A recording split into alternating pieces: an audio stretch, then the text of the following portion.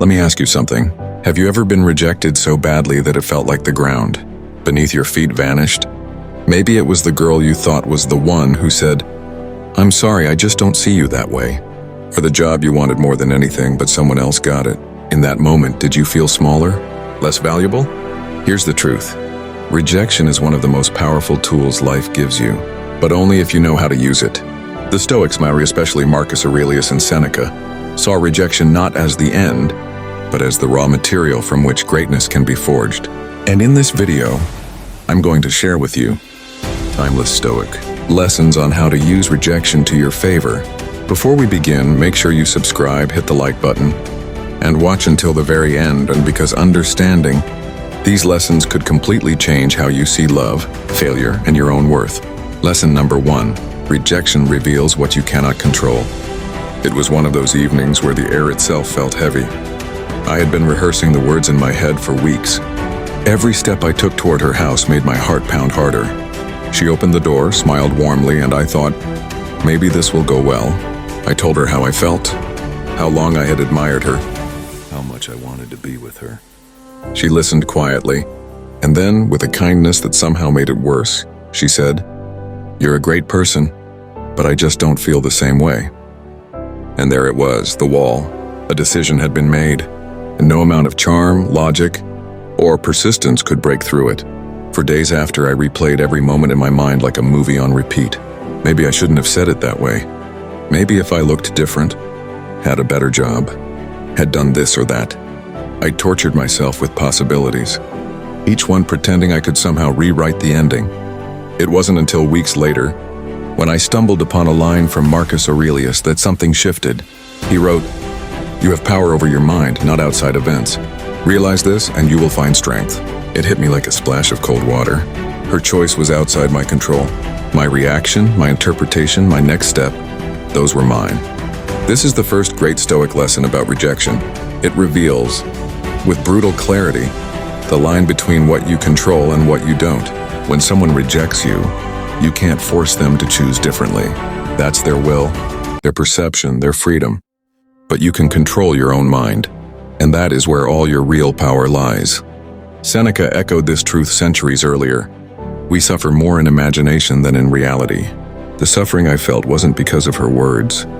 It was because I refused to accept that they were final.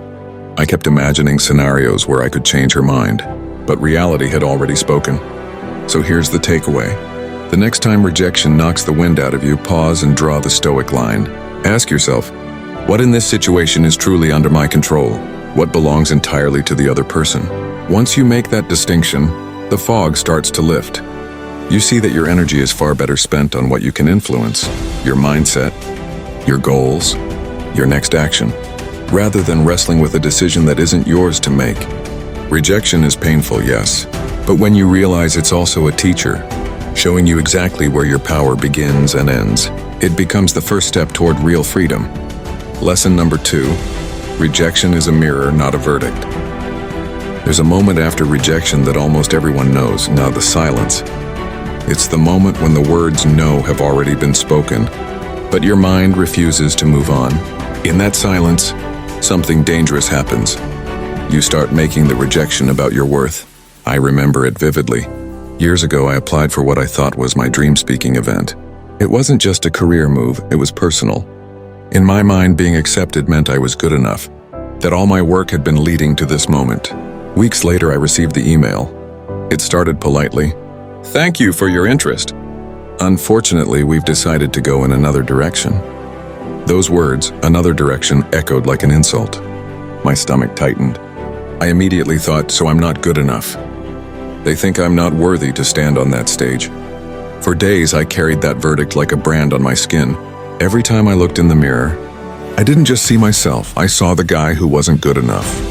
And then, while reading Seneca, I found this line. We suffer more often in imagination than in reality. I realized something. The rejection wasn't saying I was worthless. It was saying, in that specific moment, I wasn't the right fit for them. That's all. The verdict, I felt, was my imagination twisting the truth into something far more cruel.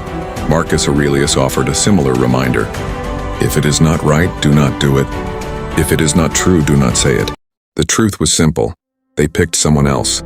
The story I told myself that I was a failure was the lie. Rejection, when you look closely, is more like a mirror than a verdict. It reflects where you stand in someone else's context, not your ultimate value as a person. It might show you areas to improve or simply reveal that the match wasn't aligned. Think of it this way. If you walk into a store and the suit you try on doesn't fit, does that mean you're a terrible person? No, it means that suit was cut for someone else. The takeaway? When you face rejection, separate the reflection from the judgment. Look into the mirror it offers. Ask what it teaches you about timing, skill, presentation, or compatibility. But never mistake it for a final sentence on your worth. Because the truth is, your value doesn't vanish when someone else says no. That's just their mirror, and you don't have to live inside it. Lesson number 3, rejection is redirection. Life has a strange way of closing one door, just to push you toward another. But in the moment, it doesn't feel like guidance. It feels like loss. I still remember the day I got the phone call. It was for a job I had dreamed about for years. I had gone through multiple interviews, nailed every test, and even started picturing what my first day in the office would be like.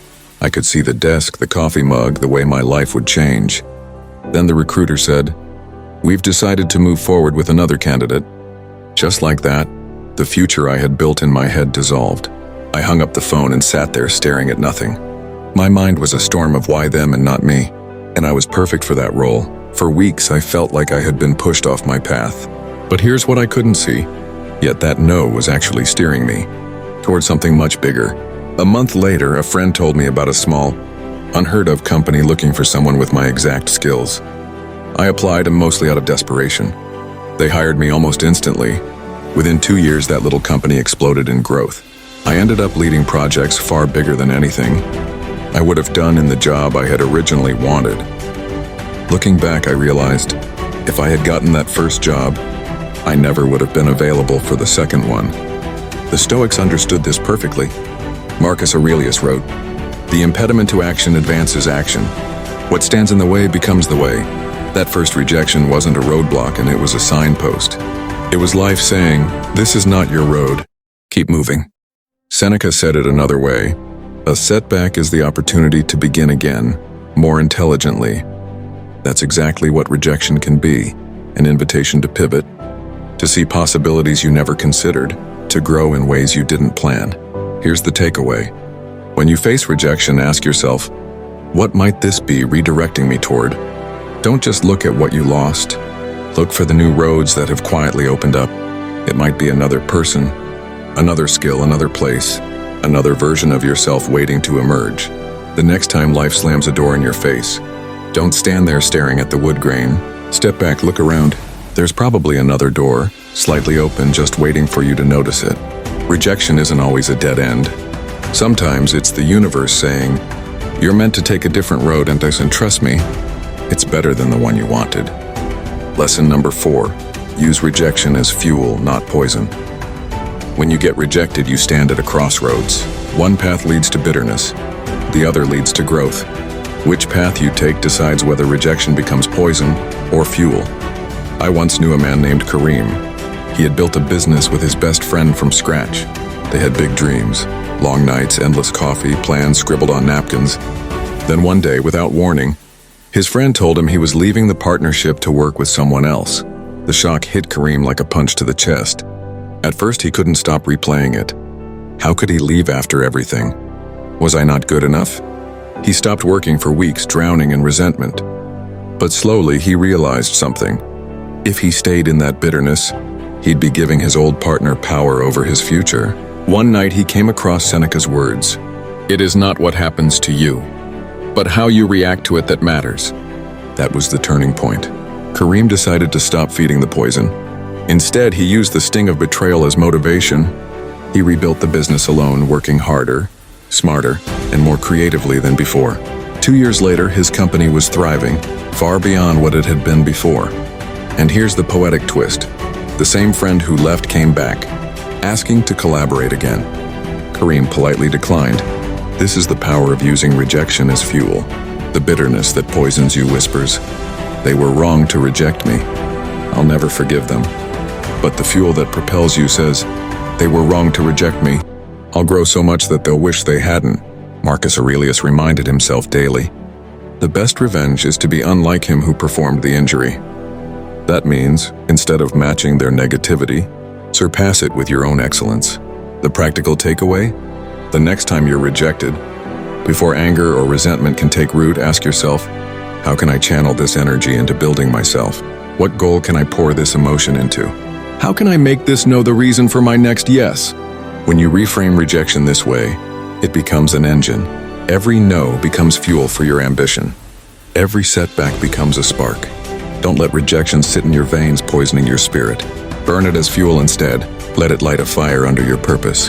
And when you look back, you'll see that the very thing meant to hold you back was the force that pushed you forward the farthest. Lesson number 5. Rejection builds emotional muscles. You wouldn't expect to build physical strength without lifting something heavy. And you can't build emotional strength without facing something that hurts. Rejection is that emotional weight. It's heavy, uncomfortable, and it pushes against your limits. But if you keep lifting it, if you keep showing up despite the sting, you get stronger. I learned this during my early career. Fresh out of university, I started applying for jobs with the confidence of someone who didn't know any better. I thought I'd be hired immediately. The first company said no. Then the second. Then the third. By the 10th rejection email, my confidence was bruised. By the 20th, I was questioning my entire worth. I remember telling my friend, I don't think I can take another rejection. He just smiled and said, funny thing is, you already have, and you're still here. That's when I understood I had survived each no, and with each one, the fear of rejection had lost a little more of its power over me. Marcus Aurelius put it simply, you have power over your mind, exercise it. Every rejection had been a mental workout. The first one crushed me. The second one still hurt, but I recovered quicker. By the 20th, I felt the sting, but it didn't break me. My mind was learning resilience the way muscles learn to bear more weight. Seneca also saw hardship this way. He wrote, difficulties strengthen the mind as labor does the body, and rejection is a difficulty unlike any other. It's deeply personal. That's what makes it so painful and so effective as training. The takeaway here is simple but life-changing. Don't see repeated rejection as proof that you're failing. See it as proof that you're training. That girl who said no? Training. That client who picked someone else? Training. That opportunity that slipped away? Training. Every emotional blow you take and stand back up from is building. Invisible strength inside. You win the kind that will make you unshakable when bigger challenges come. The first time you're rejected, it feels like a storm that knocks you down. But with time, you learn how to plant your feet, brace yourself, and even smile through the wind. And here's the irony, the stronger you become, the less rejection will even find you threatening. People can sense emotional stability, and it draws the right opportunities closer. So treat rejection like the gym for your spirit. You may walk in shaking, but you'll walk out stronger than you've ever been.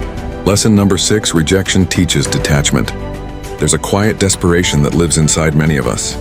The fear of losing something we want, a relationship, a job, an opportunity. When we hold on too tightly, we create a silent pressure that others can feel, and that pressure often pushes them away. I learned this the hard way in my mid-20s. I was dating someone I thought might be the one. Everything she did mattered to me. Every text, every smile, every word. But over time, I noticed something. I wasn't acting like myself anymore. I was adjusting my personality to keep her happy. When she started pulling away, I panicked. I called more, I tried harder, I did anything to avoid losing her. And yet that only pushed her further until the day came when she said, I just don't feel the same way anymore. I felt shattered. But in that emptiness, a realization began to form. I had been living with a constant fear of rejection, and that fear had made me cling. Seneca's words came back to me later. He who fears death will never do anything worth of a man who is alive. Replace death with rejection, and the truth is the same. The fear of losing makes you lose faster. Marcus Aurelius also taught, if you are distressed by anything external, the pain is not due to the thing itself, but to your estimate of it. My pain wasn't just from her leaving. It was from my belief that without her, my life was less valuable. Detachment doesn't mean you stop caring. It means you stop needing. When you detach, you approach life and relationships with openness, not desperation. You enjoy what's in front of you without making it the center of your existence. Think of it like holding water in your hands. Squeeze too tightly and it slips through your fingers. Hold it gently and it stays. The practical takeaway is this. If you want to handle rejection, and even prevent some of it, learn detachment. Appreciate people and opportunities without making them your lifeline. Value yourself independently of what anyone else gives or takes away. Stay grounded in who you are, even when the world around you shifts. When you no longer fear rejection, you move differently. You carry yourself with confidence instead of anxiety. And ironically, that's when rejection happens less, Wendy, because confidence is magnetic, while neediness repels. In the end, rejection's greatest gift is teaching you that you never truly lose, something that isn't meant to stay. And when you can let go with grace, you're free, no matter who stays or goes. Lesson number 7, don't let emotions dictate your actions. Picture this. You're driving home after a long, exhausting day. A car swerves dangerously in front of you. Instantly, you feel your chest tighten, your pulse quicken. You're ready to roll down the window and shout, maybe even chase them to teach them a lesson. But pause for a moment. Who's in control right now? You or your emotions? This is the exact moment where Stoic wisdom becomes a lifeline. Marcus Aurelius once wrote, "You have power over your mind, not outside events. Realize this and you will find strength." It's easy to be calm when nothing tests you. But life throws storms, and it's in the middle of the storm that your true discipline is revealed. I remember a friend, Omar, who lost a huge business deal because his partner betrayed him. The very next morning, Omar stormed into his partner's office, yelling, throwing accusations. It didn't just burn the bridge, it set fire to his reputation. Months later, he told me, if I had taken just one night to cool down, I would have handled it better. Instead, I let my anger make the decisions. Here's the truth. Your emotions are like strong horses. They can take you far. But if you don't hold the reins, they'll run you into the ground. Stoicism doesn't tell you to kill your emotions. It teaches you to master them. Feel anger, but don't become anger. Feel sadness, but don't let it dictate your choices. So how do you do this in practice? The Stoics used a simple technique. Pause, observe, act. When you feel the surge of emotion, don't move yet, breathe, name the feeling. This is frustration. This is fear. By naming it, you create a gap between stimulus and response. And in that gap is your freedom. Think of it like being the captain of a ship. A storm hits. You can't stop the waves, but you can steer the wheel. If you panic, you crash. If you keep your mind steady, you survive the storm. Next time your partner says something hurtful, your colleague undermines you, or life throws an unfair punch, remember this. You're allowed to feel the punch, but you don't have to swing back blindly, because every time you choose a measured response over a reckless reaction, you build an unshakable inner fortress. And in the end, that's what Stoic strength is, not coldness, but control. Not the absence of emotion, but the ability to act on wisdom, not impulse. Lesson number 8, value your time as the Stoics did. Imagine this, you're sitting in a small cafe, sipping coffee, scrolling aimlessly through your phone. An hour passes, then 2. By the time you leave, you can't even remember what you looked at. But you do remember feeling strangely empty. Now picture a very different scene. Ancient Rome, the bustling streets, merchants calling out, and a wise man named Seneca, quietly walking through the crowd. A young man approaches him and asks, "Master, what is the most precious thing a man can lose?" Without hesitation, Seneca replies, "Time, because once lost, it can never be returned." The Stoics saw time as the single most valuable currency of life. Unlike money, you can't earn more. Unlike possessions, you can't replace it. And unlike people, you can't bring it back once it's gone. Every wasted minute is a minute you will never hold again. Think about your own life. How often do we give away our time freely? To people who drain us, to arguments that lead nowhere, to worries about things that might never happen? It's like opening your wallet and throwing coins into the wind. I remember a friend, Ali, who was always too busy to start his dream business. Years went by. He kept saying, next year. But next year never came. The problem wasn't that he didn't have time, the problem was that he didn't protect it.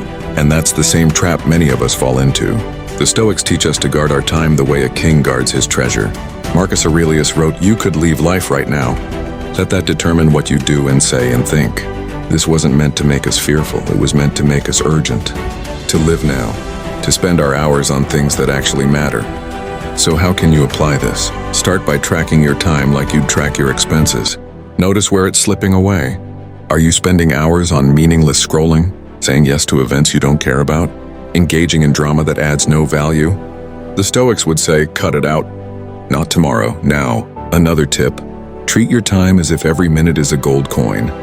Before you spend it, ask yourself, will this bring me peace, growth, or joy? If not, keep your coin.